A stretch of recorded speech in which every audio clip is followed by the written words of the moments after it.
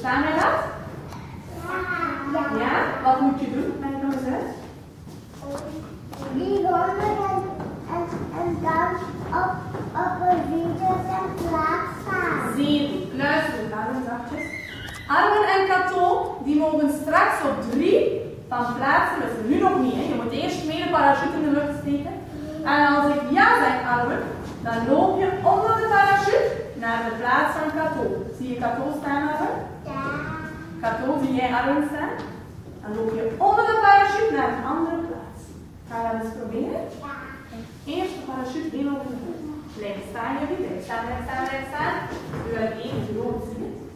En kom, blijf staan. Hop.